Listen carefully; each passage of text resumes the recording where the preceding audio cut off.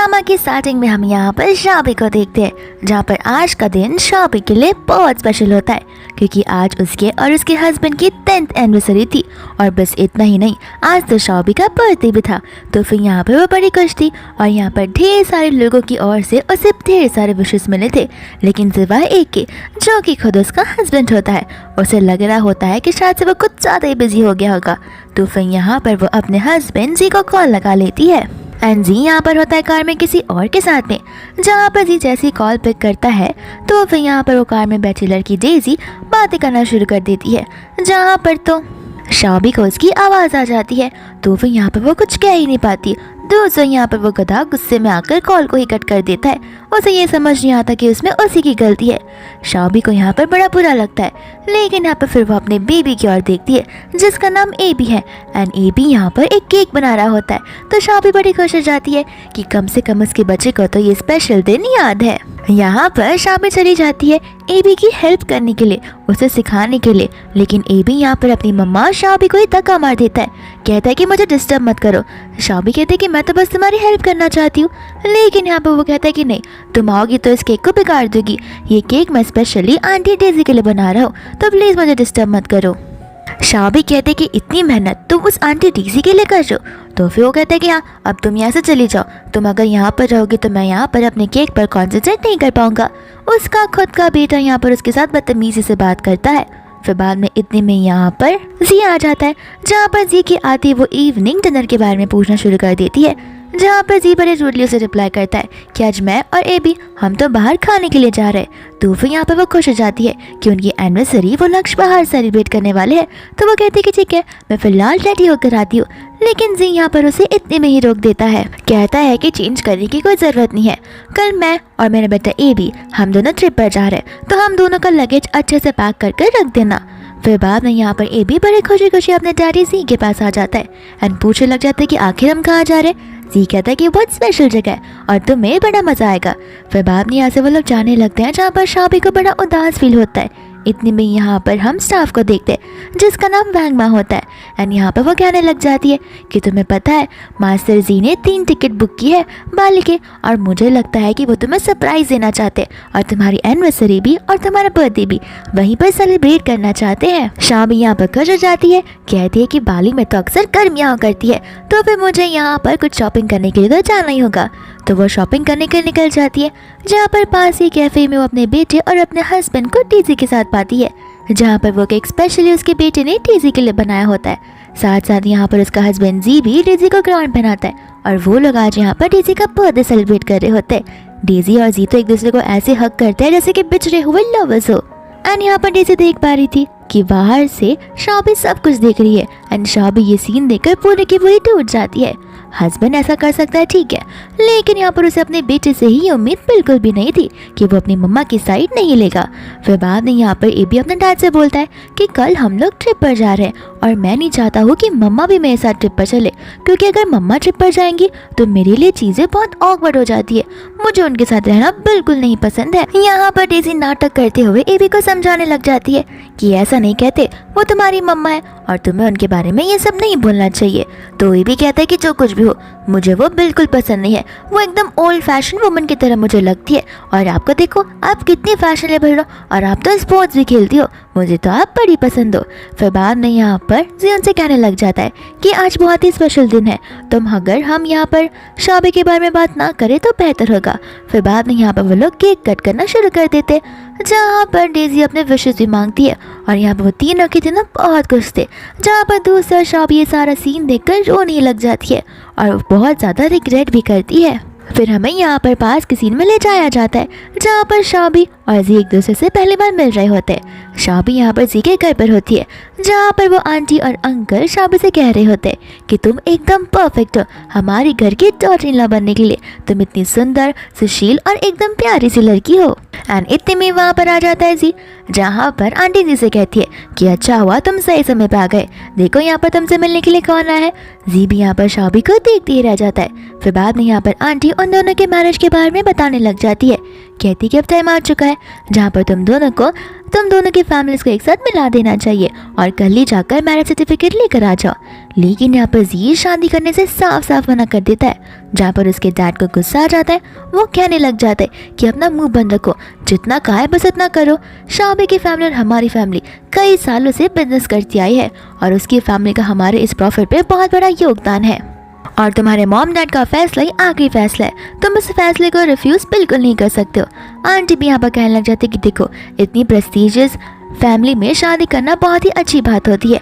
ऐसे भी शाबी तुम्हें पसंद करती है, अगर वो तुम्हें पसंद ना करती तो फिर तुम्हें इस फैमिली में एंट्री तो कभी मिलती ही नहीं।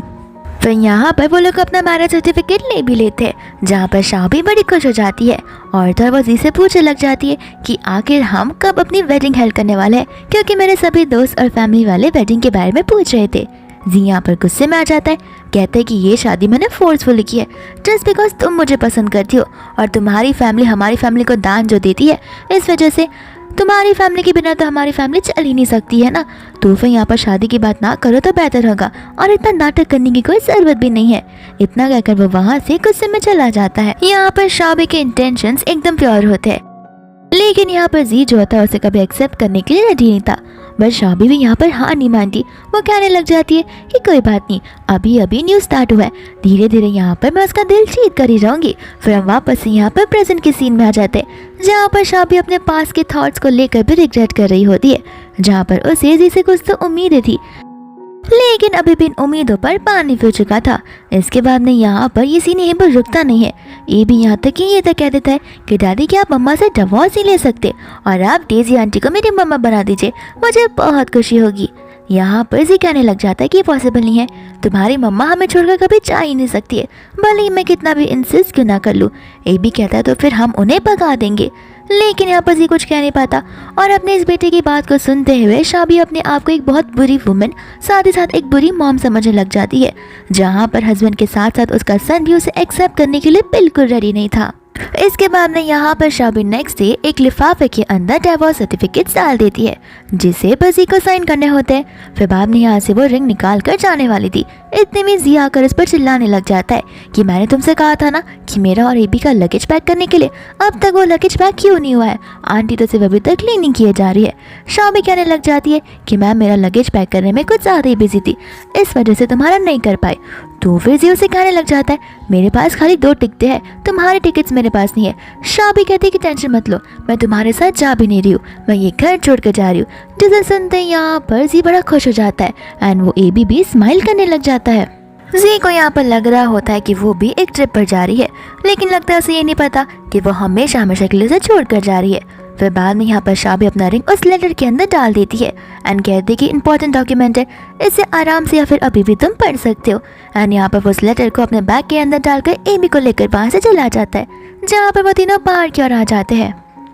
एबी यहाँ पर कहने लग जाता है कि डेजी आंटी तो कार के अंदर बैठी है, देखो मम्मा हम आपको कार के अंदर नहीं बैठा सकते क्योंकि डेजी आंटी को बुरा लगेगा। जी तक ये बोल देता कि हाँ मैं तुम्हारा ड्राइवर थोड़ी ना हूँ जो कि मैं तुम्हें एयरपोर्ट तक ड्रॉप करूँगा। इसके बाद में यहाँ पर एबी भी उसे बुरा भला बोलना शुरू कर देता है, जहाँ पर शाबी को यकीन नहीं होता ये 5 साल का बच्चा इतना भी कुछ बोल सकता है। फिर बाद में शाबी अपनी ओर चल पड़ती है और यहाँ पर वो फाइनल कर लेती है कि अब वो किसी की भी लाइफ में दखल अंदाजी नहीं करेगी, ना ही वो अपनी लाइफ किसी को डेडिकेट करेगी, वो सिर्फ और सिर्फ खुद पर कॉन्सेंट्रेट करेगी। फिर बाद में यहाँ पर वो लोग सभी लोग काम में बैठ जाते, जहाँ पर जी उस एनवेलप को ओपन कर देखने वाला था कि इतने में यहाँ पर डेजी पढ़ लेती है कि ये तो डाइवोर्स पेपर है, तो फिर वो उसके हाथों से छीन लेती है। कहती है कि फिलहाल तुम ड्राइवर पर ध्यान दो, तुम यहाँ पर काम करते रहोगे तो फिर ये एक ट्रिप जो है काम वाली ट्रिप बन जाएगी, ना कि फन वाली। फिर बाद में यहाँ पर जी भी उसे यही कहता है कि तुम जो कहोगी मैं बस वही करूँगा। एंड शाम में भी यहाँ पर उन्हें खुशी खुशी जाते हुए देखती है, जहाँ पर वो बहुत उदास, अपसेट और रो रही होती है, लेकिन यहाँ पर वो अपने आप को कंसोल करने लग जाती है कि उसके लिए रोकर क्या ही फायदा है, जो कि तुम्हें भाव तक नहीं देता, ना ही वो तुम्हारी केयर करता है, ना ही वो तुमसे लव करता है। अभी अगर मैं कोई भी चीज़ करूँगी तो वो सिर्फ खुद के लिए ही होगा। एंड यहाँ पर शाम भी पहुँच जाती है कंपनी में, जहाँ पर जाते ही वो मैनेजर को अपना रेजिग्नेशन देने लग जाती है। यहाँ पर वो मैनेजर से पूछती है कि मैडम क्या पक्का श्योर हो आप यहाँ से रिज़ाइन करना चाहती हो। तो फिर शाबी यहाँ पर उसे कह देती कि देखो तुम मुझे मैडम मत बुलाओ। और मन ही मन यहाँ पर वो कह रही होती है कि शायद से अब तक तो जी ने उस डाइवोर्स पेपर्स को देख भी लिए होंगे एंड यहाँ पर वो होप कर रही थी कि वो पेपर्स अब तक साइन भी हो चुके होंगे। फिर बाद में यहाँ पर वो उसे कहती कि हाँ मैंने अपना डिसीजन बना लिया है। फिर बाद में हमें यहाँ पर शाबी की रियल लाइफ के बारे में बताया जाता है, जहाँ पर उसने अपनी लाइफ पर गिव अप कर कर यानी कि अपने करियर पर गिव अप कर कर अपनी फैमिली को आगे बढ़ाया था। एंड यहाँ पर शाबी जो होती है वो कई सारे गेमर्स के साथ में बैठकर अपना गेमिंग स्ट्रीम कर रही होती है एंड यहाँ पर उसे बड़ा मज़ा भी आ रहा था। फिर इतने में यहाँ पर गुस्से में सी आ जाता है तो फिर शाबी यहाँ पर डर सी जाती है। साथ साथ यहाँ पर शाबी प्रेग्नेंट भी थी। जी यहाँ पर शाबी को चिल्लाने लग जाता है और हम यहाँ पर डेज़ी को देखते हैं जो कि यहाँ पर एक गेमर के साथ होती है। फिर बाद में यहाँ पर वो उन दोनों के झगड़े को बड़े मज़े से देख रही थी, जहाँ पर जी जो है शाबी को चिल्लाया जा रहा था एंड कह रहा था कि तुम अभी के अभी इस पोजीशन से रिज़ाइन कर रही हो क्योंकि तुम अब गेम्स नहीं खेलने वाली, तुम्हें अब अपने बच्चे पर कॉन्सेंट्रेट करना होगा। शाबी यहाँ पर उसे समझाने की कोशिश करती है कि उसे ये फील्ड बड़ा पसंद है और उसे अच्छी लगती है, लेकिन यहाँ पर जी उसकी बातों को मानने के लिए रेडी नहीं था और वो उसे लेकर वहाँ से जा रहा था। शाबी के स्टमक पे यहाँ पर बहुत पेन हो रहा था प्रेगनेंसी की वजह से, लेकिन वो तो उसे खींच कर ले जा रहा था। डेज़ी यहाँ पर ऐसा नाटक करती कि जैसे उसका पैर जो है ट्विस्ट हो गया है एंड यहाँ पर वो गिरने लग जाती है, जहाँ पर जी उसकी मदद करता है और उसे देखते ही बड़ा इम्प्रेस हो जाता है कि ये तो शाबी की कलीग लग रही है और ये तो कितनी ज़्यादा ब्यूटीफुल है। बाद में यहाँ पर एक बार फिर से वो गिरने का नाटक करती है एंड कहती है कि शायद से मेरा एंकल ट्विस्ट हो गया होगा। फिर बाद में यहाँ पर जी जो होता है वो शाबी को टैक्सी लेकर सीधा घर जाने के लिए कहता है एंड यहाँ से रिज़ाइन करने के लिए बोलता है। साथ साथ यहाँ पर वो शीन को उठा लेता है एंड उसे लेकर हॉस्पिटल की ओर चला जाता है। शाबी को यहाँ पर पेन हो रहा था लेकिन जी को उसे कुछ फर्क ही नहीं पड़ता। फिर हम वापस से यहाँ पर प्रेजेंट के सीन में आ जाते हैं, जहाँ पर शाबी अपना ये डिसीजन उस मैनेजर को बता रही होती है कि वो अपने इस डिसीजन से हटने वाले बिल्कुल भी नहीं है। मैनेजर कहते कि ठीक है, लेकिन इस रेजिग्नेशन को अप्रूव करने के लिए बॉस के सिग्नेचर चाहिए रहेगी और बॉस तो एक वीक बाद आने वाले हैं, उसके बाद ही ये आपका अप्रूवल हो जाएगा। एंड जैसे ही यहाँ से वो जाने वाली थी वो चांद से टकरा जाती है। चांद यहाँ पर शाबी को देखकर बड़ा खुश हो जाता है।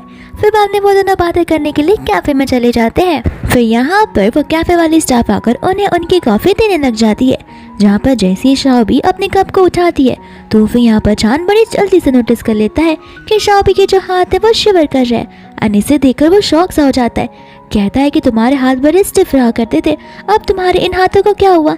एंड बाद में यहाँ पर शाबी कहती है कि नहीं, बस ऐसे ही वो दिन ब दिन यहाँ पर हाथ मेरे शिवर करते ही लगते हैं, जो कि एक नॉर्मल चीज़ है। लेकिन यहाँ पर चांद को ये चीज़ नॉर्मल बिल्कुल भी नहीं लगती है। तो फिर यहाँ पर वो उसे कहने लग जाता है कि तुम्हें पता है ना, कॉलेज टाइम में तुम अपने हाथों को लेकर कितनी केयरफुल रहा करती थी क्योंकि तुम्हारे हाथ ही तुम्हारे वेपन्स थे।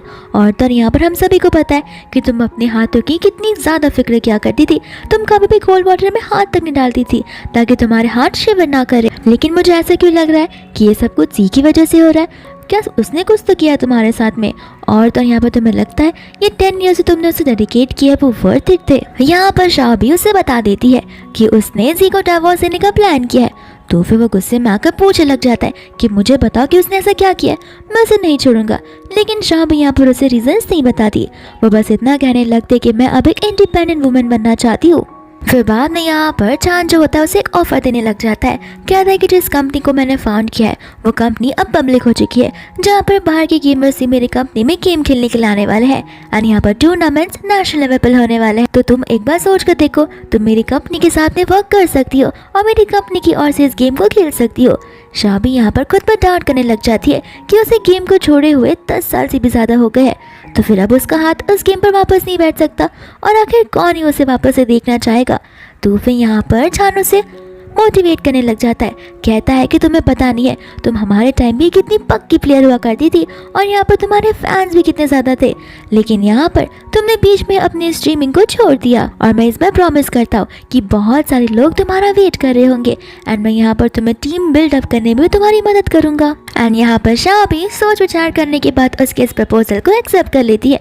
शाबी से ज़्यादा खुश तो यहाँ पर छान हो जाता है, कहने लग जाता है कि अब तो सभी को पता चल जाएगा कि मेरी कंपनी में गेम की मास्टर आ रही है, जो कि यहाँ पर गेम भी उसे डिफेंड नहीं कर पाएगा। फिर बाद में खुशी के मारे वो उसे हक करने लग जाता है, जहाँ पर शाह भी उसे थैंक यू बोलती है, लेकिन वो उसे कहता है कि तुम क्यों मुझे थैंक यू बोल रही हो, तुम मेरी कंपनी की ओर से खेल रही हो, यही मेरे लिए बहुत बड़ी बात है और मैं तुम्हें एकदम अच्छी सी टीम बनाकर देने वाला हूँ। इसके बाद में यहाँ पर शाह भी चली जाती है अपनी प्रीवियस कंपनी में अपना पैकिंग करने के लिए। एंड इतने में यहाँ पर एक वीक बीत गए होते हैं, जहाँ पर इस कंपनी के प्रेसिडेंट यानी कि जी अपने बच्चे ए बी और तो और डेजी के साथ में वापस आ जाता है। एंड सभी लोग यहाँ पर उनका बड़े धूमधाम से वेलकम करते। साथ साथ यहाँ पर किसी को भी शाबी की आइडेंटिटी नहीं पता होती कि शाबी ही जी की रियल वाइफ है, लेकिन यहाँ पर वो सभी लोग डेजी को ही उसकी रियल लाइफ माना करते हैं। और तो यहाँ पर उनकी क्लोजनेस को देखकर समझ आ रहा होता है कि लोगों को तो यही लगेगा ना कि वही दोनों एकदम परफेक्ट कपल्स हैं। शाबी भी यहाँ पर मन में कहने लग जाती है कि 10 साल हो गए लेकिन आज तक किसी को भी हमारे इस रिश्ते के बारे में पता भी नहीं चला है। एंड यहाँ पर उसे एक पास का सीन याद आता है जहाँ पर सभी लोग एक इवेंट में थे एंड शाबी को लग रहा था कि आज तो वो सभी के सामने उसे अपनी वाइफ ऐसे इंट्रोड्यूस करवाएगा, तो वो जी के पास जाने लग जाती है। इतने में यहाँ पर डेजी आकर दखल अंदाजी करने लगती है और वो शाबी से पूछने लग जाती है कि तुम पक्का ओके हो ना कि मैं यहाँ पर जी के साथ में इस इवेंट में आई हूँ, क्योंकि वो चाहता था कि मैं इस इवेंट में उसका साथ दूँ। एंड यहाँ पर शाबी को कुछ प्रॉब्लम होती नहीं है, लेकिन जी यहाँ पर कुछ ज़्यादा ही बोल पड़ता है, कहते कि हाँ इसे क्या ही प्रॉब्लम होगी, ऐसे भी इसने रिसेंटली ही बर्थ दिया है और इतनी फैट वुमन को आखिर इवेंट पर लेकर कौन ही आ सकता है। इतने में यहाँ पर उसके दोस्त आते हैं, जहाँ पर सभी के सभी दोस्त डेजी को ही उसकी वाइफ समझ लेते हैं। एंड शाबी को यहाँ पर अच्छा बिल्कुल नहीं लगता। डेजी भी शाबी को यहाँ पर यही कहती है कि अरे तुम्हें तो घर जाना चाहिए, बच्चे तुम्हारा इंतजार कर रहे होंगे, जाओ और जाकर बच्चों का ध्यान दो। और यहाँ पर शाबी गुस्से से चली जाती है। एंड हम वापस से प्रेजेंट में आते हैं, जहाँ पर शाबी अपने आप को स्टूपिड बुला रही होती है, कहने लगती है कि न जाने मुझे जी में ऐसा क्या दिख गया, और ऐसे भी अब उसकी सारी असलियत मेरे सामने आ चुकी है और वो उसे कैबिन के बाहर ही खड़ी होती है। दोस्त हम यहाँ पर डीजी को देख जो कि बड़े आराम से बैठी थी और यहाँ पर वो नज़ारे का व्यू देख रही थी, यानी कि यहाँ पर जी और तो और ए भी एकदम अच्छे से आपस में बात कर रहे होते। फिर बाद में यहाँ पर डीजी की नज़र उसके बैग में पड़ जाती है, जहाँ पर उसे उस डाइवोर्स पेपर्स के बारे में याद आता है, तो फिर वो धीरे से उसके बैग के पास में जाने लगती है। फिर बाद में वो एनवेलप को खोलकर देखने लग जाती है, जिसके अंदर से उसे एक रिंग भी मिलती है। एंड इस चीज़ को तो देखकर डेजी बड़ी खुश हो जाती है। साथ साथ वो उस वेडिंग रिंग को डस्टबिन के अंदर फेंक देती है। एंड बाद में वो डाइवोर्स वाला एग्रीमेंट लेकर चली जाती है जी के पास में, जहाँ पर जी एबी के साथ में खेलने में बहुत ज़्यादा बिजी था, तो वो उस एग्रीमेंट को पढ़ने वाला था कि यहाँ पर वो उसे सिर्फ साइन करने के लिए कहती है, एग्रीमेंट पढ़ने से मना कर देती है। एबी भी कहता है कि जल्दी से साइन करो और मेरे साथ खेलने लग जाओ। एंड यहाँ पर जी बिना कुछ पढ़े उस डाइवोर्स पेपर्स को साइन कर देता है। फिर बाद में यहाँ पर डेजी यहाँ पर उसे कहने लग जाती है कि कुछ दिनों में ही मेरा एक मैच होने वाला है और ये एक बहुत बड़ा इवेंट है, तो मैं चाहती हूँ कि तुम भी वहाँ पर आओ, क्योंकि मुझे सपोर्ट करने वाला कोई भी नहीं है। ये मैच वाली बात को सुनकर ए भी कुछ ज़्यादा ही एक्साइटेड हो जाता है, कहते कि वाह मुझे ये गेम वाले मैचेस बड़े पसंद है, क्या मैं भी आपके साथ आ सकता हूँ। एंड यहाँ पर डेजी उसे आने के लिए हाँ कह देती है, जहाँ पर ए भी अपनी मम्मा की बुराई करता है कि आंटी डेजी आप तो कितनी स्टनिंग हो, मेरी मम्मा की तरह आप इतनी न्यूब तो बिल्कुल नहीं हो। इतने में यहाँ पर उसकी मम्मा शाह भी वहाँ पर आती है, जो अपने बेटे की ऐसी कड़वी बातें सुन लेती है। फिर बाद में यहाँ पर वो अपना रेजिग्नेशन लेटर लेकर आ जाती है, जहाँ पर जी को कुछ समझ नहीं आता, तो शाह भी कहते कि इस पर साइन कर दो, मैं रिज़ाइन करना चाहती हूँ। जी कहते कि तुम क्या रिज़ाइन करोगी, मैं तुम्हें खुद यहाँ से फायर कर दूंगा। तो वो यहाँ पर डेजी अच्छे बनने का नाटक करना शुरू कर देती है, कहते कि अरे ऐसे उससे बात मत करो, ऐसे भी घर पर काम कुछ ज़्यादा हो जाते, जहाँ पर लड़कियाँ अक्सर घर के काम और कंपनी के काम एक साथ संभाल नहीं सकती है। फिर बाद में यहाँ पर ए भी बोलने लग जाता है कि हाँ मम्मा को तो इस कंपनी से निकाल देना चाहिए, मम्मा को तो सिर्फ घर के काम ही करने आते, एकदम बोरिंग सी पर्सन है मम्मा। ऐसे भी मम्मा आपको जब देखो तब एम्बैरेस करने लग जाती है। बाद में यहाँ पर जी उस रेजिग्नेशन लेटर को लेकर साइन करने लग जाता है। जी का यहाँ पर ध्यान शाबी के रिंग फिंगर पर जाता है, जहाँ पर वो सोचने पड़ जाता है कि शाबी ने उसे एक बार कहा हुआ था कि जब मुझे डाइवोर्स देना होगा सिर्फ तभी मैं अपनी वेडिंग रिंग को निकालूंगी, वरना कभी भी मैं ऐसा काम नहीं करने वाली हूँ। तो फिर यहाँ पर वो उसे उसके रिंग के बारे में पूछने लग जाता है, लेकिन इसके पहले कि शाबी कुछ जवाब दे, यहाँ पर डेजी जी से कहती है कि एक पेज पर तो सिग्नेचर करना भूल ही गए, उसे कौन सिग्नेचर करेगा। एंड यहाँ पर वो उसका ध्यान भटका देती है। फिर बाद में यहाँ पर जी एबी के साथ में खेलने लग जाता है, जहाँ पर शाबी उस डॉक्यूमेंट्स के बारे में बात करने लग जाती है। एंड यहाँ पर डेजी बड़े खुशी खुशी शाबी को वो डॉक्यूमेंट्स दे देती है, जहाँ पर शाबी बहुत ज़्यादा अपसेट हो जाती है कि वो रोने लगती है। फिर बाद में यहाँ से वो जाने लगती है, जहाँ पर एबी फटाक से भागकर उसके पास आ जाता है। एंड एबी की पुकार को सुनते ही शाबी का दिल वापस से पिघल जाता है। एंड एबी यहाँ पर उसे पूछने लग जाता है कि डे आफ्टर टुमारो क्या आप फ्री हो।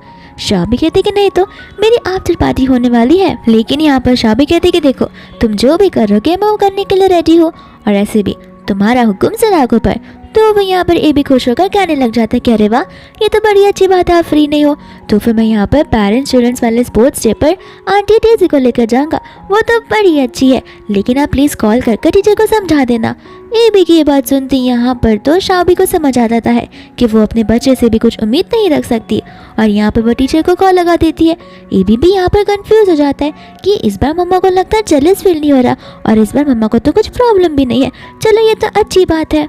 फिर बाद में यहाँ पर वो अपने बेबी की ओर देखने लग जाती है, जहाँ पर वो कहती है कि मैं अपने बेटे को और अपने हस्बैंड को आज पूरी फ्रीडम देकर ही रहूँगी। एंड यहाँ पर वो जी को टेक्स्ट कर देती है कि डिवोर्स पेपर्स को साइन करने के लिए बहुत बहुत शुक्रिया, एंड मैं यहाँ पर मेरे बच्चे को तुम्हारे हवाले कर जा रही हूँ, जहाँ पर मुझे लगता है कि तुम दोनों आपस में एक अच्छी फैमिली हो और एक दूसरे का ध्यान रख लोगे। इतना कहकर वो उसे ब्लॉक कर वहाँ से जाने लग जाती है। जहाँ पर ये मैसेज पहुँच जाता है जी तक, एंड जी यहाँ पर ये मैसेज देखकर शॉक हो जाता है, सोच में पड़ जाता है कि डिवोर्स पेपर्स वो मैंने कब साइन किए। एंड यहाँ पर डेजी भी उस चीज़ को पढ़ लेती है, जहाँ पर वो उसका ध्यान भटकाने की बड़ी कोशिश करती है, लेकिन यहाँ पर जी उसे इग्नोर करते हुए वहाँ से जाने लग जाता है, और वो उसे ढूंढते हुए नीचे की ओर आ जाता है, जहाँ पर शाबी तब तक टैक्सी में बैठकर जा भी चुकी होती है। यहाँ पर वो उसे मैसेजेस भेजता तो है, लेकिन वो रेड टिक से उसे समझ आ जाता है कि शाबी ने तो उसे ब्लॉक कर दिया है, लेकिन वो अपने डिल्यूलू वर्ल्ड में होता है, जहाँ पर वो सोचता है शाबी मुझे और तो और एबी को छोड़कर कभी जा ही नहीं सकती है, हो सकता है बस यहाँ पर वो मुझे डराने की कोशिश कर रही हो, जरूर वो घर पर जाकर खाना ही बना रही होगी। फिर बाद में यहाँ पर जी और एबी घर पर आ जाते हैं, एंड यहाँ पर वो नोटिस करता है कि शाबी तो घर पर है ही नहीं। एबी यहाँ पर उसे कहने लगता है कि मुझे बहुत ज़्यादा भूख लगी है, मम्मा से कहो जाकर कुछ बनाने के लिए। फिर बाद में यहाँ पर वो अपने दूसरे नंबर से शाबी को कॉल लगा लेता है, एंड कहता है कि तुम कहाँ पर हो, इतनी देर हो चुकी है और अब तक तुम घर पर नहीं आए हो, न जाने तुम कब घर आओगे और कब खाना बनाओगी, अभी के अभी घर पर आ जाओ, एबी को भूख लग रही है और जल्दी से कुछ खाना बना दो। शाबी यहाँ पर कह देती है कि मैं तुमसे कहा ना कि मैं हमेशा हमेशा के लिए जा रही हूँ, तुम्हें एक बार मेरी समझ नहीं आती, मैं वापस यहाँ पर नहीं आने वाली हूँ, और अब से खुद का खाना खुद ही बनाने ला। ये बात सुनते ही यहाँ पर जी को गुस्सा आ जाता है, वो कहता है कि ठीक है, जितना बोलना है बोल लो तुम गुस्से में, लेकिन बाद में तुम ही रिग्रेट करोगी, ऐसे भी हमें तुम्हारी कोई ज़रूरत नहीं है। इतना कहकर गुस्से में वो फ़ोन को कॉफ़ी टेबल पर फेंक देता है, और कॉल अभी भी चालू होता है, जहाँ पर एबी भी उसकी बातों को सुन लेता है, एंड डैडी को बड़े खुशी खुशी कहने लग जाता है कि अरे वाह, ये तो बड़ी अच्छी बात है कि मम्मा वापस घर नहीं आ रही है, अब मैं यहाँ पर आंटी डेजी को बुला सकता हूँ और आंटी डेजी यहाँ पर मेरे साथ रह सकती है। शाबी यहाँ पर उनकी बातों को अच्छे से सुन रही होती है, जहाँ पर एबी बोल रहा था कि देखना आंटी डेजी आएगी तो फिर मेरे पास एक छोटी सी सिस्टर भी आ जाएगी, जहाँ पर मैं उसके साथ पूरा टाइम खेलूँगा। तो फिर यहाँ पर जी एबी सिखाने लगता है कि हाँ, हम यहाँ पर आंटी डेजी को बुला सकते हैं, लेकिन तुम्हारी मम्मा को भी यहाँ पर रहना होगा, आखिर घर के काम कौन करेगा। आंटी डेजी तो नहीं कर सकती क्योंकि उनके हाथ स्पेशली गेमिंग के लिए बने हुए हैं, वो काम करेंगे तो उनके हाथ शिवर करना शुरू कर देंगे। यहाँ पर शाबी को अब इस बात का दुख नहीं होता कि उसके हस्बैंड और उसका बेटा इस तरीके से बातें कर रहे हैं, बल्कि यहाँ पर उसे अपने हाथों का दुख हो रहा होता है कि इतने टाइम से और इतने सालों से उसने अपने हाथों को संभाल कर रखे थे, लेकिन जैसे उसकी शादी हुई उसके बाद सब कुछ बदल सा गया था। फिर हमें यहाँ पर पास का फ्लैशबैक दिखाया जाता है, जहाँ पर डेजी कुछ ज्यादा ही बीमार पड़ गई थी, एंड उसका लवर यानी कि जी यहाँ पर उसकी बहुत ज्यादा प्रोटेक्शन कर रहा था। इतने में यहाँ पर शाबी आ जाती है उसके लिए सूप लेकर, जहाँ पर डेजी ऐसा नाटक कर रही होती है कि जैसा उसका फीवर कुछ ज्यादा ही बढ़ने लग जा रहा है। फिर शाबी के यहाँ पर आते ही वो उनसे माफी मांगने लगती है कि माफ करना, मैं तुम्हारे बेड पर लेटी हूँ, ये तो अच्छी बात नहीं है, मैं अभी के अभी यहाँ से चली जाती हूँ। तो फिर जी यहाँ पर उसे कहीं भी जाने से मना कर देता है, कहता है कि तुम यहीं पर रुको, तुम्हें ठीक नहीं है। एंड शाबी यहाँ पर बाद में उसे वो मेडिसिन ऑफर करने लग जाती है। तो फिर यहाँ पर डेजी जैसे उस बोल को पकड़ने वाली थी, वो ऐसा नाटक करती है जैसे वो बहुत गर्म था, एंड यहाँ पर उसके हाथों पर चटके लग रहे। जी को यहाँ पर गुस्सा आ जाता है और तो यहाँ पर वो शाबी को नीचे गिरा देता है, कहता है कि तुम्हें पता नहीं है डेजी के हाथ कितने अनमोल और कितने मुलायम है, इतने सेंसिटिव हाथों में अगर तुम इतना गर्म मेडिसिन दोगी तो फिर उसके हाथों को क्या हो जाएगा, उसके हाथ बहुत ही ज़्यादा प्रीशियस है, तुम आखिर ये सारी बातें समझ ही नहीं सकती हो। और यहाँ पर वो अपनी बेबी से डेजी का ख्याल रखने लग जाता है, जहाँ पर ये सारी चीज़ें देख कर शाबी बहुत ज़्यादा दुखी हो जाती है। इसका मतलब ये है कि ये सारी चीज़ें शुरुआत ही चल रही होती है। फिर हम वापस से प्रेजेंट में आते हैं, जहाँ पर शाबी को समझ आता है कि उसे तो कभी उसके हाथ की पड़ी नहीं थी। वो हमेशा डेज़ी की फिक्र किया करता था, लेकिन वो एक पास था जो कि अब खत्म हो चुका है। और अब ये एक प्रेजेंट है जहाँ पर मैं मेरी लाइफ खुद से जीना चाहती हूँ और एक इंडिपेंडेंट वुमन बनकर दिखाना चाहती हूँ। फिर बाद में यहाँ पर डेज़ी, एबी और जी उस इवेंट में आ जाते हैं, जहाँ पर एबी को तो उस इवेंट में आकर बहुत अच्छा लगने लगता है। डेज़ी भी यहाँ पर एबी से कहने लग जाती है कि अगर तुम्हें ये जगह इतना पसंद आया है तो फिर मैं तुम्हें हमेशा यहाँ पर लेकर आया करूँगी, जब भी मेरा मैच होगा तो, और तुम भी यहाँ पर खेल सकते हो। इतने में यहाँ पर सबकी नजर दरवाजे की ओर चली जाती है, जहाँ से एंट्री होने लगती है शाबी की। यहाँ पर शाबी को देखकर डेज़ी बड़ी खुश हो जाती है, क्योंकि उसे लग रहा होता है कि वो जी का पीछा करते हुए यहाँ पर आई है। एंड जी तो उस पर बड़ा चिल्लाने लगेगा। एंड जी भी ठीक ऐसे ही करता है, जहाँ पर जी शाबी को कहने लग जाता है कि तुम आखिर कब तक मेरा पीछा करती रहोगी, तुम कितनी क्रेजी पर्सन हो। शाबी यहाँ पर कह देती है कि मैं तुम्हारा पीछा नहीं कर रही और ना ही मैं यहाँ पर तुम्हारे लिए आई हूँ। डेज़ी भी यहाँ पर कहने लग जाती है कि अगर तुम यहाँ पर जी के लिए नहीं आई हो तो फिर क्या तुम यहाँ पर गेम खेलने के लिए आई हो, क्योंकि देखो तुम गेम तो 10 साल पहले खेला करती थी और अब कितना टाइम हो चुका है, जहाँ पर मुझे नहीं लगता कि आज के यंग जनरेशन वर्ल्ड में तुम हम में से किसी के भी साथ कॉम्पीट कर पाओगी। जरा आसपास देखो तो। फिर बाद में यहाँ पर जी भी शाबी से कहने लग जाता है कि तुम्हें पता है यहाँ पर अलग अलग कंपनी से, अलग अलग इंडस्ट्री से सभी बड़े के बड़े गेमर्स आए हैं गेम में कॉम्पीट करने के लिए एक दूसरे के साथ में, और तुम यहाँ के काबिल बिल्कुल भी नहीं हो। तो बेहतर होगा खुद को एम्बैरेस मत फील करवाओ और ह्यूमिलेट मत हो। अच्छा होगा अगर तुम घर जाकर खाना बनाने लगोगी तो हम घर आकर तुरंत ही डिनर करने के लिए बैठ जाएंगे। फिर बाद में यहाँ पर एक इंसान कहने लग जाता है कि ये तो शायद से एबी की मम्मा है, तो फिर यहाँ पर एबी डिनाई कर देता है कि नहीं, मेरी मम्मा तो डेज़ी है और ये जो है वो मेरी नैनी है। और तो यहाँ पर शाबी भी डिनाई नहीं करती, वो कहती है कि हाँ ये बच्चा सही कह रहा है, उसके बाजू में जो खड़ी है वो उसकी मम्मा है, ना कि मैं हूँ। यहाँ पर एबी मन में सोच रहा होता है कि मम्मा यहाँ पर गुस्सा क्यों नहीं हो रही है, मम्मा तो यहाँ पर चीज़ों को कुछ ज़्यादा ही नॉर्मली ले रही है। फिर इसके बाद में यहाँ पर डेज़ी की नज़र चली जाती है चान के पास में, जहाँ पर वो चान को देखकर बहुत ज़्यादा ही सरप्राइज हो जाती है। एंड उसे पता होता है कि चान जो है वो सबसे बड़ी गेमिंग कंपनी का ओनर है, और तो यहाँ पर इसकी कंपनी से जो भी लोग गेम खेलते हैं वो तो एकदम टॉप लेवल के होते हैं, साथ साथ उन्हें यहाँ पर नेशनल में भी पार्टिसिपेट करने का मौका मिल जाता है।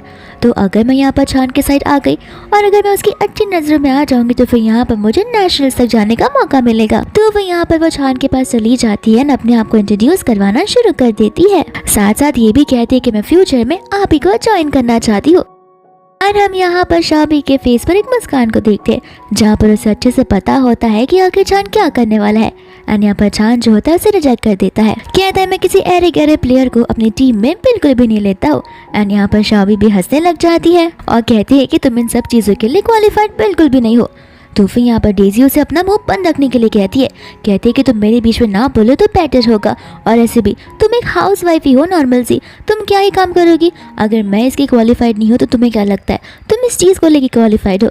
तो फिर यहाँ पर चान कहता है कि हाँ तुमने सही कहा, शाबी यहाँ पर इस चीज़ को लेकर परफेक्टली कैपेबल है और अब वो मेरी कंपनी की मेंबर बन चुकी है और टीम का हिस्सा भी। यहाँ पर सभी लोग आपस में बातें करने लग जाते हैं, क्योंकि असल में चान की कंपनी इतना इजीली किसी भी गेमर को हायर नहीं करती है।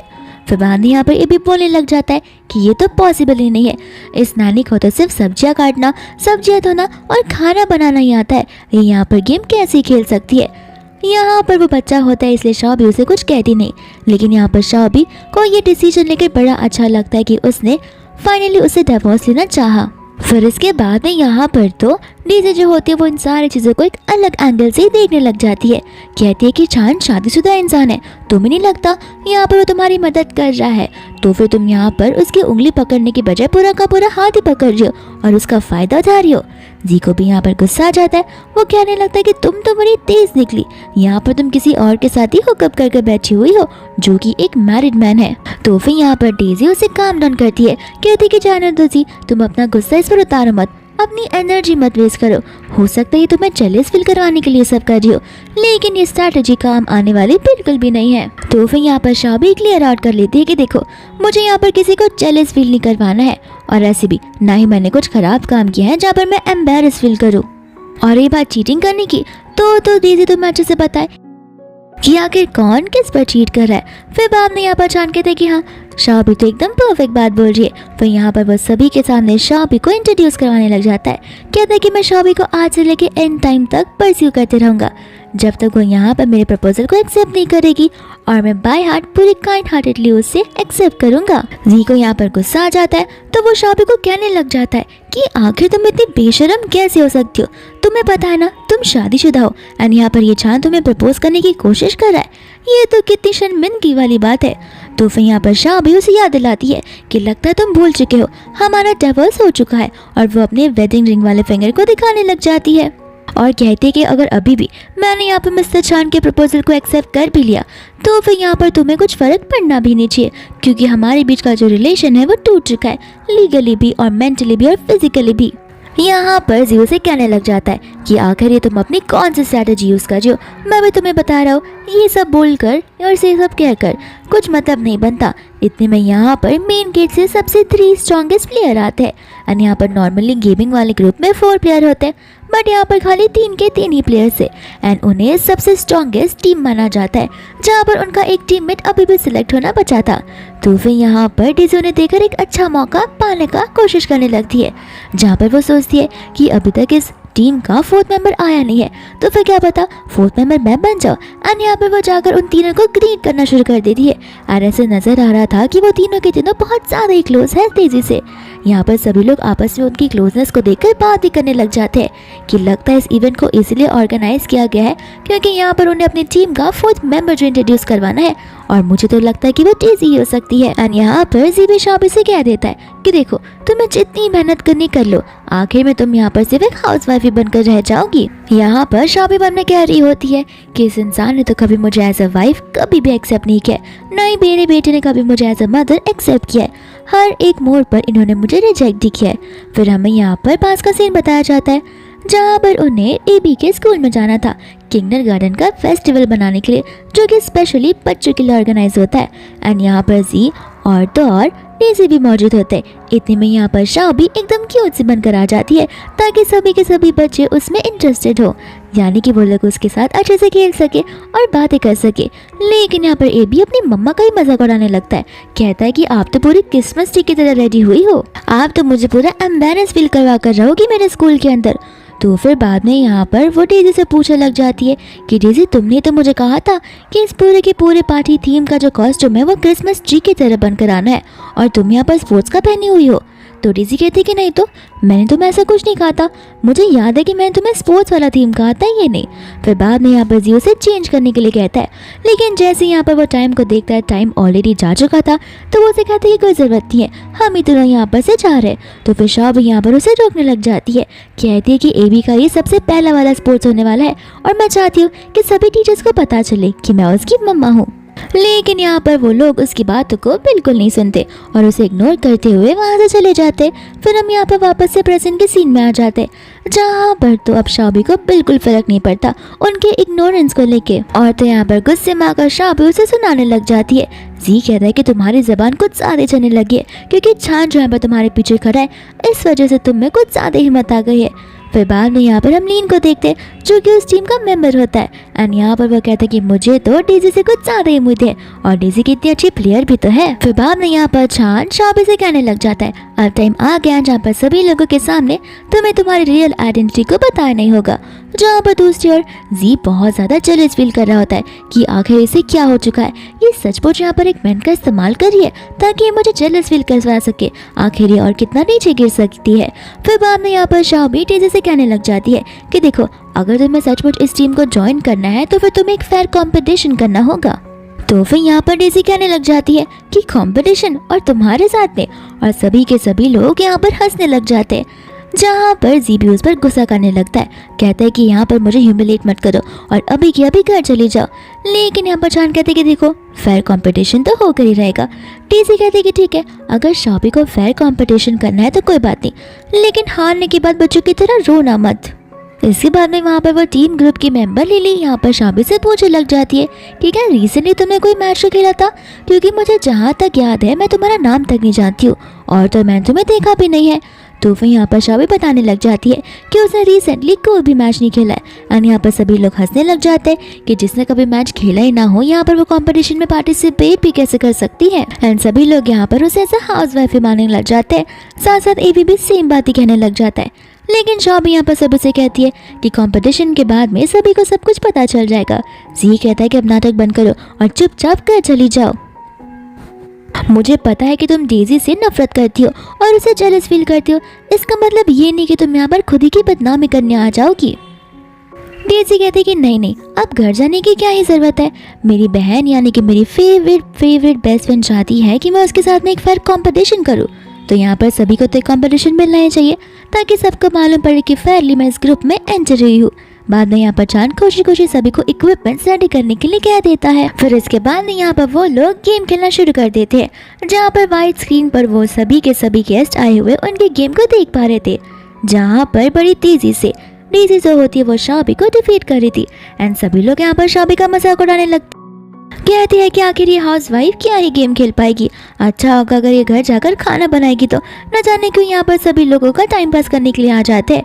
साथ ही साथ कुछ लोग ये भी कहने लगते हैं कि देख लो ऐसे भी यहाँ पर हमें इस मैच को देखने की जरूरत ही नहीं है। हमें पता ये मैच मिनटों में खत्म हो जाएगा और इसका विनर कौन रहेगा।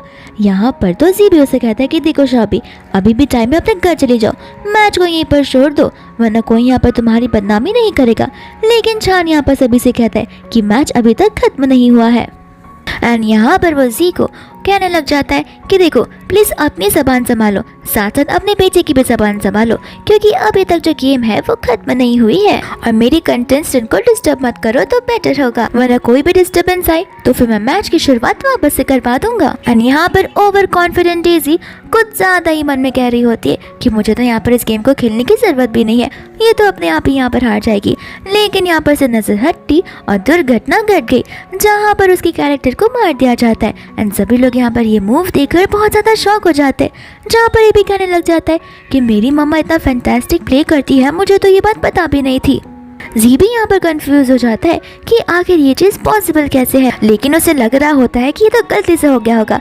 अभी भी यहाँ पर 6 पॉइंट्स बचे हुए हैं। एंड देखना ये 6 पॉइंट्स को तो सिर्फ और सिर्फ डेजी ही पास ऑन कर सकती है और कोई भी नहीं।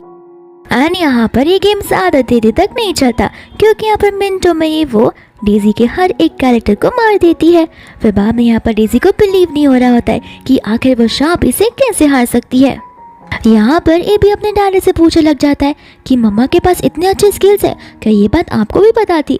फिर बाद में यहाँ पर चांद जो है शाबी को शाबाशी देने लग जाता है। दूसरा यहाँ पर डेजी ऐसा नाटक करती है कि जैसे उसे ठीक नहीं लग रहा हो और वो लीन के पास चली जाती है, कहते कि माफ़ कर देना, तुम्हें तो मेरी एबिलिटी पता है कि कितनी ज़्यादा कॉम्पैक्ट है।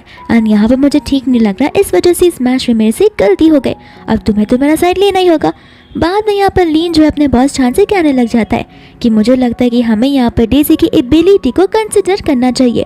लेकिन यहाँ पर लिली कहने लग जाती है कि जस्ट बिकॉज तुम उसे जानते हो इसका मतलब ये नहीं कि तुम उसकी साइड लोगे, तुम बायस नहीं हो सकते। बाद में यहाँ पर चांद अपने सेकंड कंटेस्टेंट लियो से पूछता है कि अगर तुम क्या कहना चाहते हो, तुम्हारा कोई ओपिनियन नहीं है क्या। जी यहाँ पर मन में सोच रहा होता है कि अगर इस शाबी ने इस कॉम्पिटिशन को ज्वाइन कर लिया तो फिर मैं यहाँ पर घर पर एबी का ध्यान कैसे रख पाऊंगा। तो फिर यहाँ पर वो सभी के सामने अनाउंसमेंट करने लग जाता है कि अगर यहाँ पर डीजी का सिलेक्शन होता है तो फिर मैं उस कंपनी में 10 मिलियन का इन्वेस्टमेंट करने के लिए रेडी हो जाऊंगा।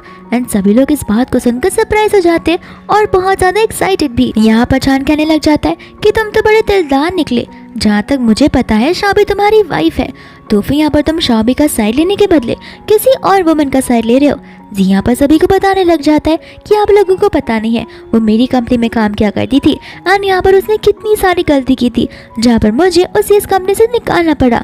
यहाँ पर शाबी को यकीन नहीं हो रहा था कि आखिर ये इंसान इतना झूठ भी बोल सकता है। यहाँ तक कि वो बदतमीज एबी तक ये बोल देता है कि मम्मा यहाँ पर गेम खेलने के लिए आप क्यों आई हो, आपके स्किल्स पर गलती से काम आ गई है, आपका काम तो घर पर जाकर खाना बनाना है, तो आप बस वही काम कर सकती हो और वही काम करो। यहाँ पर चांद कहने लग जाता है कि देखो तुम्हारे इन्वेस्टमेंट की हमें कोई ज़रूरत नहीं है, तुम्हें लगता है इतना बड़ा इन्वेस्टमेंट पाकर सब लोग खुश हो जाएंगे, लेकिन मेरे पास लॉन्ग टर्म के लिए ऑलरेडी एक इन्वेस्टर आ चुका है जिसने बिलियन से भी ज़्यादा पैसे लगाए हैं, और अगर तुम बिलियन लगाने वाले हो तो मुझे बता दो, लेकिन मुझे नहीं लगता कि तुम्हारे उतनी औकात होगी।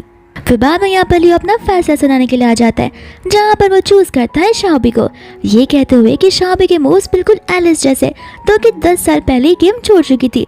लेकिन मुझे समझ नहीं आ रहा शाबी, तुम्हें एलिस के मूव्स किसने सिखाए होंगे। तो फिर यहाँ पर छान बड़ा खुश हो जाता है एंड शाबी यहाँ पर अपना गेमिंग नेम रिवील करती है, जहाँ पर वो वही एलिस होती है जिसने 10 साल पहले गेमिंग वाले वर्ल्ड को छोड़ दिया था। फिर उसके बाद में तो यहाँ पर लीन में शॉक हो जाता है, कहने लगता है कि मुझे मेरी आंखों पर यकीन नहीं हो रहा है। साथ साथ में यहाँ पर लिली को उसके सारे मूव्स पता होते, जो कहती है कि स्टार्टिंग टू एंड में यहाँ पर उसके हर एक मूव को नोटिस कर रही थी, जहाँ पर एलिस जैसा गेम तो कोई खेल नहीं पा रहा था, लेकिन ऐसा लग रहा था कि जैसे डिट्टो एलिस ही खेल रही हो। लीन भी यहाँ पर बाद में छान को पूछने लग जाता है कि क्या सच है कि शाबी ही एलिस है। छान यहाँ पर उनसे अग्री करने लगता है, वो कहते हैं कि हाँ, इतनी बड़ी प्लेयर इतने टाइम बाद वापस से फील्ड में आई है, तो फिर तुम्हें क्यों लगता है कि यहाँ पर इतना बड़ा इवेंट मैंने क्यों ही ऑर्गेनाइज किया होगा। ये सारी बातें सुनकर तो डेजी के पैरों से जमीन ही खिसक जाती है।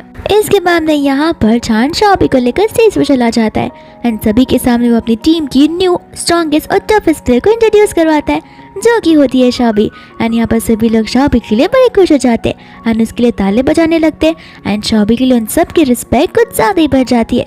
फिर बाद में यहाँ पर हम डेजी को देखते हैं, जहाँ पर डेजी को यकीन नहीं हो रहा होता है, क्योंकि वो हमेशा से एलिस को अपना मेंटोर मानती आई है और उसे समझ नहीं आ रहा था कि उसकी मेंटोर कोई और नहीं बल्कि शाबी ही है। क्या पता कि यहाँ पर ये लोग झूठ बोल रहे हो। तो फिर यहाँ पर वो चिल्लाना शुरू कर देती है कि ये तो इम्पॉसिबल है। साथ साथ यहाँ पर जी भी होता है, जो कि उन्हें अपोज करना शुरू कर देता है, कहता है कि हाँ, डेजी सही कह रही है, ये इम्पॉसिबल है। इस लड़की ने 10 सालों से कोई गेम नहीं खेले और अचानक से यहाँ पर गेम इतने अच्छे से खेल पा रही है। फिर बाद में यहाँ पर वो उसे कहने लग जाती है कि हाँ, तुम्हारा ध्यान मुझ पर कहाँ ही गया होगा। तुम्हारा ध्यान अगर अपनी मिस्ट्रेस से हटा हो, यानी कि अपनी लवर से हटा हो, तब मुझे वो दिन बता दो। बाद में यहाँ पर सभी लोग जो होते हैं शाबी की साइड लेते हैं कि न जाने इनकी आंखों में क्या चला गया, जहाँ पर वो लोग स्ट्रॉन्गेस्ट प्लेयर को रिकॉग्नाइज भी नहीं कर पा रहे हैं। साथ साथ यहाँ पर कई लोग होते हैं जो शाबी से माफी मांगने लगते हैं, क्योंकि शुरुआत में यहाँ पर वो लोग शाबी के ऊपर हंस रहे थे, ये कहते हुए कि वो एक हाउसवाइफ है। लेकिन यहाँ पर ये लोग ईगरली वेट कर रहे होते हैं कि आखिर क्या सचमुच शाबी नेशनल टीम और स्टेट टीम के लिए खेलने भी वाली है या फिर नहीं। एंड छान यहाँ पर उनकी इन सभी पॉसिबिलिटीज़ को और तो और प्रॉब्लम्स को दूर करता है, कहता है कि ये सच बात है कि शाबी अब से इस टीम में खेलने वाली है और वो अपना मैच जो है कंटिन्यू रखेगी और बहुत ही हमारी टीम जो है अब्रॉड जाने वाली है। फिर बाद में यहाँ पर शाबी भी छान की तारीफ करती है, कहती है कि वो जब तक चाहे मैं इस गेम में हमेशा खेलना चाहूँगी, जब तक वो मुझे यहाँ पर अप्रूवल देता रहेगा। सभी लोग यहाँ पर उन दोनों को चीयर अप करने लगते हैं और उन दोनों की एक साथ तारीफ करने लग जाते हैं। एंड यहाँ पर जेलेसी सी आ जाता है स्टेज पर, जो कि शाबी को खींचने लग जाता है। शाबी कहती है कि तुम क्या थोड़े से पागल हो गए हो। सी कहता है कि मैं नहीं बल्कि तुम्हारी बुद्धि यहाँ पर बर्बाद हो गई है। तुम्हें समझ भी आ रहा है तुम शादीशुदा हो एंड यहाँ पर तुम इस छान के साथ में फ्लर्ट कर रही हो। तुम फ्लर्ट कर कर आखिर लोगों को बताना क्या चाहती हो। तुम्हें समझ भी आ रहा है कि तुम किस मुंह से मेरे घर पर वापस आओगी। फिर बाद में यहाँ पर शाबी उसे फोन के डिवोर्स पेपर दिखाने लग जाती है, कहती है कि ध्यान से देखो इसे, इसमें तुमने ही सिग्नेचर किया है। आखिर मैं तुम्हें कितनी बार समझाती रहूँ कि हमारा डिवोर्स ऑलरेडी हो चुका है और मेरी पर्सनल लाइफ में दखल अंदाजी ना करो तो बेहतर होगा। सभी लोग यहाँ पर शॉक हो जाते हैं। साथ साथ यहाँ पर छान भी कहने लग जाता है कि हाँ, अगर तुम मैरिड होते तो एक हस्बैंड का अप्रूवल लगता है, लेकिन मुझे नहीं लगता। डिवोर्स के यहाँ पर बाद में भी शाबी को ये बातें तो मुझसे शेयर भी करनी चाहिए। उसका पूरा हक बनता है अपनी लाइफ को फ्रीडम और लिबर्टी के साथ जीने का। इसके बाद में यहाँ पर उसे याद नहीं आ रहा होता कि आखिर उसने ये सारे डिवोर्स पेपर साइन कब किए। फिर धीरे धीरे कर उसे वो दिन याद आने लगता है जिस दिन यहाँ पर वो ट्रिप पर जाने वाला था और यहाँ पर शाबी ने उसे इम्पोर्टेंट डॉक्यूमेंट कहते हुए एक एनवेलप दिया था, जो कि उसने बैग में डाल दिया था। हालांकि वो एनवेलप कार में ओपन करने वाला था, लेकिन यहाँ पर डेजी उसे रोक देती है और वो एनवेलप अपने पास रख देती है। फिर उसे ये भी याद आता है कि वापस रिटर्न आने के बाद वो एनवेलप जो है डेजी नहीं खोला था और तो डेजी यहाँ पर उसके पास में एक डॉक्यूमेंट्स लेकर आई थी, जिसके ऊपर उसने अपना हाथ भी रखा था और उसे रीड करने से भी मना किया था। उसने उस पर भरोसा करते हुए सिर्फ और सिर्फ साइन करने के लिए कहा था, जहाँ पर अंधा होकर उसने साइन भी कर दिया था।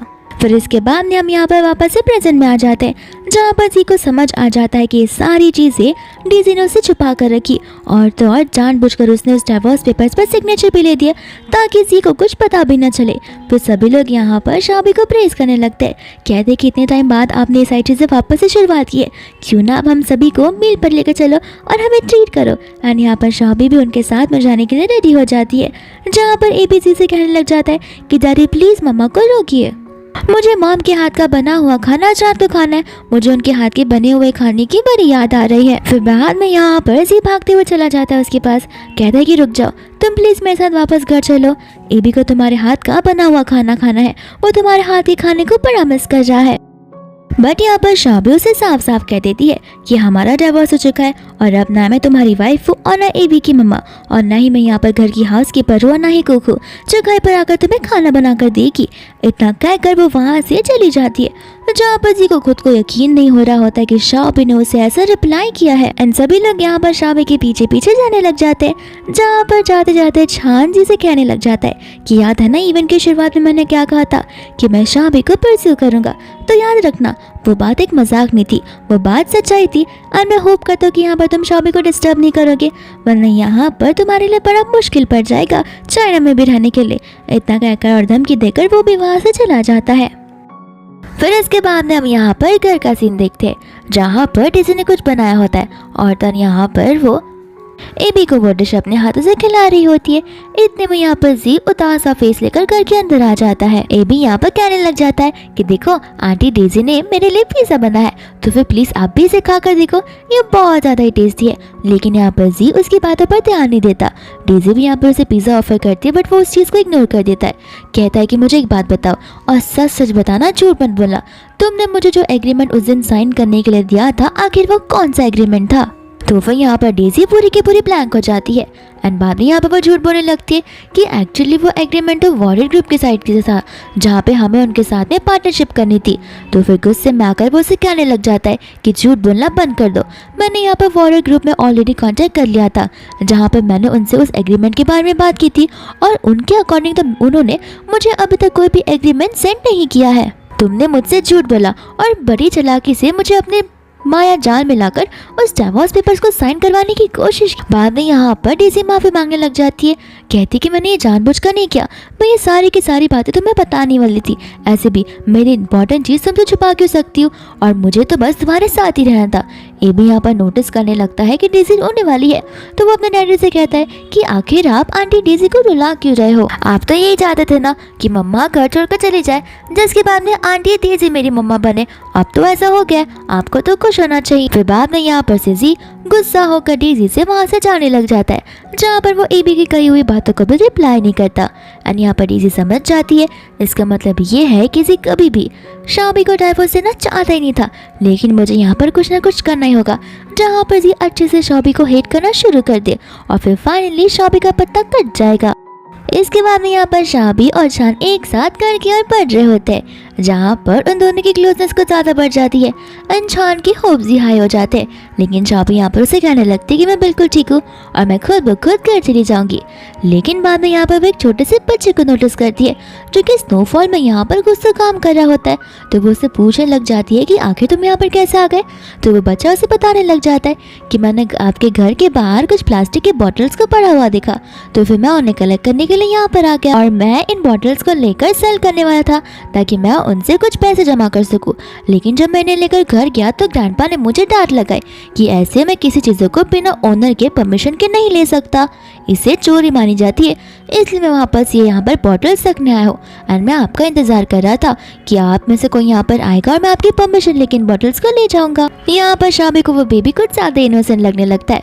वो कहते कि तुम इन बॉटल्स को ले सकते हो, इन बॉटल्स को रिटर्न करने की जरूरत नहीं है, रुको मेरे पास और भी बॉटल्स है। एंड यहाँ पर वो सभी बॉटल्स को इकट्ठा कर उसे देने लग जाती है। बाद में यहाँ पर वो उसे कहती है कि तुम जब भी चाहो मेरे घर पर आ सकते हो और अगर बॉटल्स कलेक्ट करनी है तो बिना परमिशन के ले जाओ, कभी बकाबार मैं खुद ही बॉटल्स बाहर रख दिया करूँगी ताकि तुम आसानी से उसे ले लो अगर मैं घर पर ना रहूँ तो। यहाँ पर वो बेबी कहने लग जाता है कि अब मुझे देरी हो रही है, ग्रैंडपा ने कहा था कि ज़्यादा देर रात तक मुझे घर तक बाहर नहीं रहना चाहिए, तो अब मैं यहाँ से जा रहा हूँ। एंड बाय बाय बोलकर वो उन दोनों को वहाँ से जाने लग जाता है। इसके बाद में यहाँ से भी जाने से बाय बोलकर चला जाता है जहाँ पर हम देखते हैं कि वो बेबी वापस से यहाँ पर शाबी का वेट करता है जहाँ पर शाबी उसके लिए बॉटल्स लेकर आती है।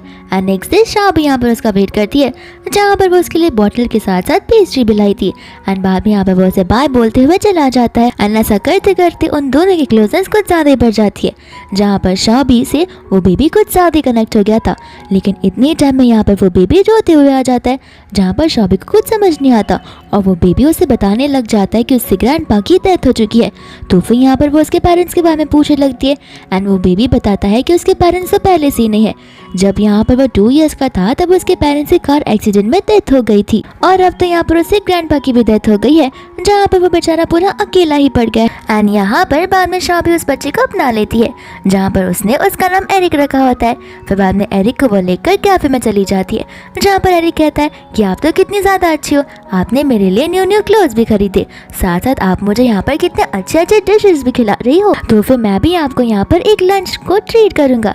एंड यहाँ पर वो अपने पॉकेट से पैसे निकाल कर शाबी को देने लगता है, लेकिन शाबी यहाँ पर उसे लेने से मना कर देती है।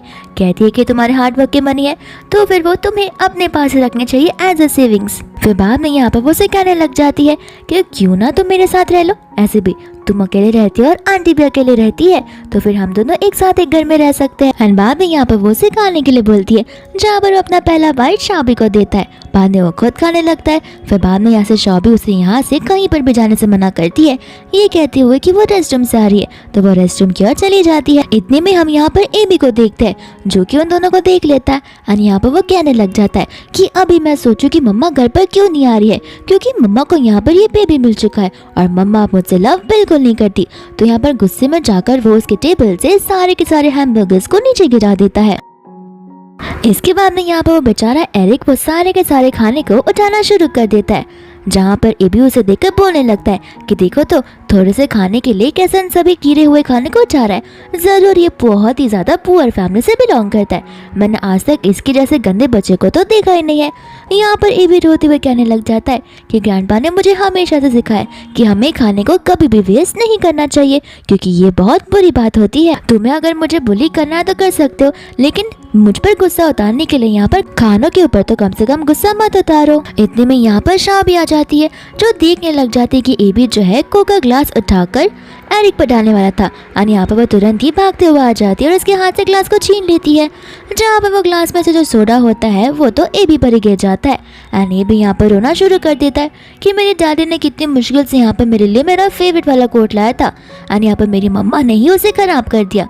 शाबी यहाँ पर उस कोट को पूछने लग जाती है, कहती है कि माफ़ करना, लेकिन तुम यहाँ पर क्या कर रहे हो, मैंने तो तुम्हें ये सारे मैनर्स नहीं सिखाए, मैंने तो तुम्हें पहले से कहा है कि बच्चे को बुली नहीं किया करते हैं।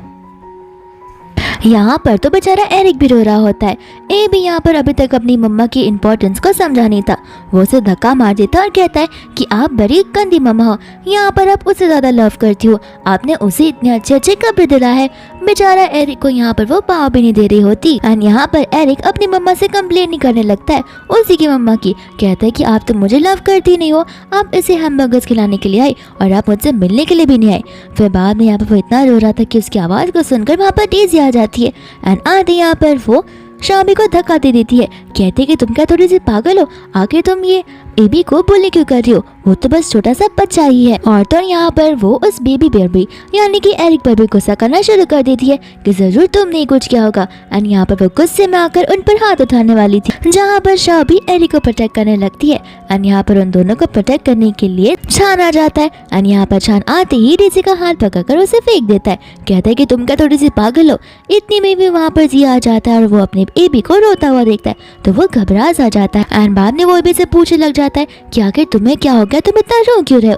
तो फिर यहाँ पर डेज़ी बड़ी बड़ी बातें करना शुरू कर देती है, कहती है कि क्या ही हो सकता है, तुम्हारी एक्स वाइफ जो यहाँ पर है, देखो न जाने कौन से वाइल्ड बच्चे को यहाँ पर लेकर आ गई है जो कि हमारी एबी को सता रहा है, आखिर ये तो उसकी मम्मा है, वो अपने बच्चे के साथ में ऐसा कैसे कर सकती है। दोनों के दोनों बच्चे यहाँ पर रो रहे होते हैं। जी यहाँ पर शाबी पर गुस्सा करने लगता है, कहता है कि तुम यहाँ पर दूसरों के बच्चे के लिए अपनों के बच्चों को कैसे ठुकरा सकती हो, अभी के अभी मेरे साथ घर पर चलो।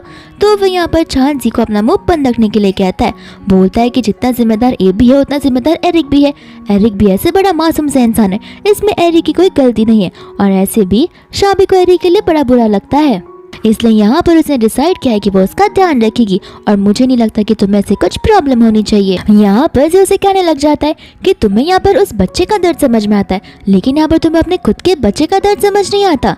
यहाँ पर तुम उसके लिए कुछ भी कर सकती हो, लेकिन तुम एबी के लिए तुम कुछ भी नहीं कर सकती और यहाँ पर तुम उसी की इमोशंस को हर्ट कर रही हो। आखिर तुम इतनी शेमफुल कैसे हो सकती हो। इसके बाद में यहाँ पर शाबी जी पर गुस्सा करने लग जाती है। कहती कि हमारा डिवोर्स ऑलरेडी हो चुका है और तो एबी की कस्टडी अब तुम्हारे हाथ में। ना ही मैं एबी की मम्मा हूँ और ना ही मैं उसकी केयर टेकर हूँ और तुम इस तरीके से मुझे इमोशनली ब्लैकमेल बिल्कुल नहीं कर सकते हो। एबी यहाँ पर और जोर से चिल्ला कर रोना शुरू कर देता है और यहाँ पर रोते हुए वो अपनी मम्मा के पास चला जाता है। कहता है कि प्लीज आप मुझे छोड़कर मत जाओ, आप मेरे साथ वापस से मेरे घर चलो। यहाँ पर शाबी कहने लग जाती है कि नहीं बेटा, तुम्हें तो शुरुआत से अपनी डेजी आंटी अपनी मम्मा चाहिए थी ना, तो आज तुम्हें वो मिल रही है, तुम उसे अपनी मम्मा बना सकते हो और मैं आज से एरिक को अडॉप्ट कर रही हूँ, वो भी ऑफिशियली एंड लीगली। एंड यहाँ पर एबी रोता है तो दूसरा यहाँ पर एरिक भी रोता है, लेकिन खुशी के आंसू, जहाँ पर उसे एक मम्मा मिली होती है। फिर बाद में यहाँ पर वो उसे लेकर जाने लगती है, जहाँ पर एबी जमीन पर बैठकर रोता है, बट फिर भी वो उसे मुड़कर नहीं देखती। जी यहाँ पर डेजी पर चिल्लाने लग जाता है कि मैंने तुमसे बस एक काम कहा था यहाँ पर उसका ध्यान रखने के लिए, लेकिन तुम एबी का तो ध्यान भी नहीं रख पा रही हो। फिर बाद में यहाँ पर डेजी माफी मांगने लगती है। कहती है कि इसमें एबी की गलती है, गलती तो उस वाइल्ड बच्चे की है जो यहाँ पर बदमाशी कर रहा था, लेकिन कोई बात नहीं, जाने दो, मैं उसे ध्यान रखूंगी। यहाँ पर एबी रो रहा होता है, जहाँ पर स्टार्टिंग ऑफ द ड्रामा वो जिद कर रहा था कि मुझे यहाँ पर डेजी को अपनी मम्मा बनाना है और अपनी मम्मा को मुझसे दूर रखना है। अब वही बच्चा अपनी मम्मा के लिए रो रहा होता है कि प्लीज़ डैडी मेरी मम्मा को वापस ला दो। तो फिर डेजी यहाँ पर उसे कहने लग जाती है कि जाने दो अपनी मम्मा को, मैं तुम्हारे साथ हूँ ना, मैं तुम्हारी मम्मा बनकर जाऊँगी, एकदम प्यारी वाली। लेकिन यहाँ पर एबी उसे दूर कर देता है, कहता है कि मुझे मेरी मम्मा वापस चाहिए, आप मेरी आंटी हो, आप मेरी मम्मा नहीं बन सकती हो। फिर बाद में यहाँ पर जी उसे समझाने लग जाता है कि मम्मा बिल्कुल अच्छी नहीं है, मम्मा कुछ ज़्यादा एक क्रूअल पर्सन बन गई है, लेकिन कोई बात नहीं, यहाँ पर तुम्हारी मम्मा गुस्सा है, कुछ दिनों बाद हम तुम्हारी मम्मा को कॉल करेंगे और देखना तुम बात करोगे तो वो तुम्हारे पास वापस आ जाएंगी। ये बात सुनते ही डेजी शॉक हो जाती है क्योंकि उसका पत्ता बहुत जल्दी कट होने वाला है। फिर बाद में वो उसे कहने लग जाती है कि आखिर तुम ये क्या कह रहे हो, तुम्हें तो पहले से चाहिए था ना कि शाबी तुम्हें डिवोर्स दे दे, जिसके बाद में तुम मेरे साथ शादी कर लोगे, तो ये मौका है जहाँ पर हम एक दूसरे के साथ में शादी कर सकते हैं। जी यहाँ पर उसे कहने लग जाता है कि मेरा इरादा कभी भी नहीं था कि मैं शाबी को डिवोर्स दूंगा, और ऐसे भी तुमने जानबूझकर मेरे पेपर्स पर सिग्नेचर करवा दिया है बिना मुझे पता लगे, लेकिन जाने दो, मैं यहाँ पर कुछ भी कर उसे मना लूंगा और एक बार फिर से वापस उसके साथ ही शादी करूंगा, और बेहतर होगा अगर तुम मेरी और एबी की लाइफ से बाहर चली जाओगी तो। इतना कहकर वो वहाँ से जाने लग जाता है। डेजी को यहाँ पर गुस्सा आ जाता है कि पहले यही यहाँ पर मुझसे शादी करने वाला था और अब जब डिवोर्स हो गए तो यहाँ पर वो मुंह मोड़कर वापस उसी लड़की के पास जा रहा है। मैं ऐसा होने देने बिल्कुल भी नहीं सकती हूँ। फिर इसके बाद में हम यहाँ पर शाबी को देखती है जो कि अपने टीम मेंबर्स के साथ भी लंच करने के लिए आ गई होती है। और यहाँ पर वो लोग सभी के सभी बहुत खुश थे क्योंकि बहुत जल्द वो लोग अब्रॉड जाने वाले थे अपने सबसे सुपर फैंटाबुलस वाले कंपटीशन के लिए, जो कि एकदम इंटरनेशनल लेवल का होने वाला है। एंड सभी लोग यहाँ पर शाबी को भी थैंक यू कहने लगते हैं क्योंकि उसने नेशनल जीत कर उन्हें ये मौका दिलवाया है। साथ ही साथ यहाँ पर वो सभी लोग शाबी को और चांद को कपल बुलाना शुरू कर देते हैं। चांद से भी कहते कि तुम कितने टाइम से सिंगल हो, अब टाइम आ चुका है जहाँ पर तुम दोनों को एक दूसरे के साथ में शादी कर लेनी चाहिए। यहाँ पर वाइन पीने के बाद अचानक से एक इंसान खड़ा होकर वॉशरूम जा रहा था, जहाँ पर वो नीचे गिर जाता है। साथ साथ हम यहाँ पर स्टाफ को देखते हैं जिसे देखकर ऐसा लग रहा था कि दाल में कुछ तो काला है। और यहाँ पर धीरे धीरे कर सभी को चक्कर आना शुरू हो जाता है। एंड वो स्टाफ जैसे ही अपना मास्क उतारती है, वो स्टाफ कोई और नहीं बल्कि डेजी ही होती है। एंड ये सारी चीजें डेजी की एक चाल है। एंड इसके बाद में यहाँ पर नाइफ निकाल कर सीधा शाबी के पास चली जाती है। शाबी यहाँ पर शौक हो जाती है, कहती कि आखिर तुम मुझसे चाहती क्या हो, मैंने तुम्हें सब कुछ दे दिया है, मेरा बेटा भी तुम्हारे पास है, मेरा हस्बैंड भी, यानी कि मेरा एक्स हस्बैंड, और तुम्हें जो करना है तुम कर सकती हो। तो फिर यहाँ पर वो कहने लग जाती है कि देखो बचपन से लेके अब तक तुम हमेशा मेरे रास्ते के बीच में आई हो। शाबी को यहाँ पर कुछ समझ नहीं आता क्योंकि बचपन से लेके तभी तक यानी कि शादी के पहले तक उसने हमेशा डेजी को अपना बेस्ट फ्रेंड माना था। तो डेजी यहाँ पर उसे बताना शुरू कर देती है कि तुम्हें पता है जब हम सेम स्कूल में हुआ करते थे तब हमेशा तुम्हारे नंबर्स अच्छे आया करते थे, मैं कितनी भी कोशिश करूं लेकिन मैं कभी भी तुम्हारे आगे जा ही नहीं पाती थी। एंड यहाँ पर सभी लोग सिर्फ और सिर्फ तुम्हारी ही तारीफ करते थे। एंड रही बात गेमिंग वर्ल्ड की, तो तुम्हें देखकर मैं भी गेमिंग वर्ल्ड में आ गई, लेकिन जब तक तुम थी तब तक मेरा गेम इतना अच्छे से बैठ नहीं रहा था। बट तुम्हारी शादी के बाद जिस दिन यहाँ पर जी तुम्हें लेने आया था उसके बाद से गेम की चैंपियन मैं बन चुकी थी और तभी सभी लोग मुझे प्रेज करना शुरू कर दिए थे। लेकिन 10 साल बाद न जाने तुम्हें क्या सूझा कि तुम वापस से यहाँ पर मुझसे सारी चीज़ें छीनने के लिए आ चुकी हो। साथ ही साथ यहाँ पर डेजी ये भी बात बताती है कि किस तरीके से उसने जी को सेड्यूस करने की कोशिश की थी एंड जी यहाँ पर ऑलमोस्ट उसका हो चुका था, लेकिन कल तक। तो फिर यहाँ पर वो उसे कहती है कि तुम्हें पता भी है जी ने कल मुझसे क्या कहा। शाबी कहती है कि जो कुछ भी कहा उससे मेरा क्या मतलब है, अब वो तुम्हें मिल चुका है, मुझे प्लीज छोड़ दो। लेकिन यहाँ पर वो कहती है कि नहीं नहीं, वो अभी तक मुझे मिला नहीं है, तुम जब तक यहाँ पर जिंदा रहोगी वो मेरे साथ आएगा भी नहीं। तुम्हें पता है कल उसने क्या कहा, उसने ये कहा कि वो तुम्हें मनाने की कोशिश करेगा और तुम्हारे साथ एक बार फिर से शादी करेगा। साथ ही साथ वो उसे ये भी बताने लग जाती है कि यहाँ पर छान की कंपनी की टीम के अंदर उसे आना था, लेकिन उस दिन कंपटीशन में शाबी थी, जिस वजह से वो कंपटीशन को जीत नहीं पाए एंड यहाँ पर उस टीम में उसके बदले शाबी आ गई एंड यहाँ पर वो उसे मारने वाली थी। जहाँ पर चांद डेजी को रोकने लग जाता है, कहता है कि देखो गलती मेरी है, मुझे तुम्हें टीम के अंदर लेना चाहिए था, तो फिर तुम मुझे मारो लेकिन शाबी को प्लीज छोड़ दो।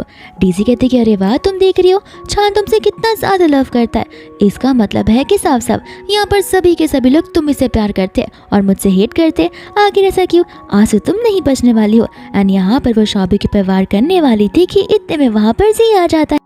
फिर बाद में यहाँ पर चांद सीधा शाबी को अपनी ओर खींच लेता है। साथ साथ यहाँ पर जी जो है डेजी को रोकने की कोशिश करता है, जहाँ पर उसे रोकने के चक्कर में वो जो चाकू था जी को ही लग जाता है एंड फटाक से यहाँ पर चांद सिक्योरिटी को कॉल कर बुला लेता है, जहाँ पर डेजी को यकीन नहीं हो रहा होता कि उसने अपने हाथों से जी को मारने की कोशिश की है। इतने में सिक्योरिटी आती है जो कि यहाँ से डेजी को लेकर जाने लग जाती है और उसे पुलिस के हवाले करने लगती है। इसके बाद में यहाँ पर शाबी को बड़ा बुरा लगता है, इसलिए क्योंकि यहाँ पर उसकी वजह से जी को नुकसान पहुंचा है। फिर हम सीधा यहाँ पर कुछ वीक के बाद का सीन देखते हैं, जहाँ पर जी ने रिकवरी कर ली थी और तो यहाँ पर शाबी एयरपोर्ट पर थी, जहाँ पर छान के साथ अब्रॉड जा रही थी अपने इंटरनेशनल कंपटीशन के लिए। जी यहाँ पर आ जाता है, छान कहते हैं कि अब तक तुम इसे परस्यू करने की कोशिश कर रहे हो। जी कहते हैं कि नहीं, मैं बस इसे ऑल द बेस्ट करने के लिए आया हूँ। साथ साथ एबी भी उसे गिफ्ट देने लग जाता है और ऑल द बेस्ट बोलता है, जिसके बाद में यहाँ से वो दोनों चले जाते हैं। फिर फाइनली यहाँ पर इंटरनेशनल मैच हो जाता है, जहाँ पर टीवी में एबी उसे देख रहा था और वो अपने डैडी को बुलाने लग जाता है और जो टीम जीतती है वो तो शाबी की टीम होती है। यहाँ पर वो कहते हैं कि देखा मेरी मम्मा कितनी ज़्यादा स्किलफुल है, वो तो कितनी ज़्यादा अच्छी है और कितनी ज़्यादा मॉडर्नाइज है। यहाँ पर वो यही बच्चा जो शुरुआत में अपनी मम्मा को ओल्ड फैशन कह रहा होता है और एकदम नूब बुला रहा था और आज वो उसी की तारीफ कर रहा है। साथ साथ यहाँ पर जी को भी समझ आ जाता है कि उसने अपनी लाइफ में एक जेमस्टोन को खोया हुआ है। यहाँ पर न्यूज में ये भी बता रहा होता है कि रिपोर्टर यहाँ पर छान की और तो शाबी की वेडिंग की डेट को पूछती है, जहाँ पर ऑफिशियली वो लोग अपनी डेट को अनाउंस कर देते हैं। ए भी यहाँ पर अपने डैडी से पूछता है, मामा उस अंकल के साथ जा रही है तो क्या वो घर पर वापस नहीं आएगी। और जी का इसके पास में कुछ जवाब नहीं होता, उसे बस इतना पता होता है कि उसने अपनी लाइफ का सबसे रिग्रेटफुल काम किया है शाबी को छोड़कर। एंड इसी के साथ ही मूवी यहीं पर खत्म हो जाती है।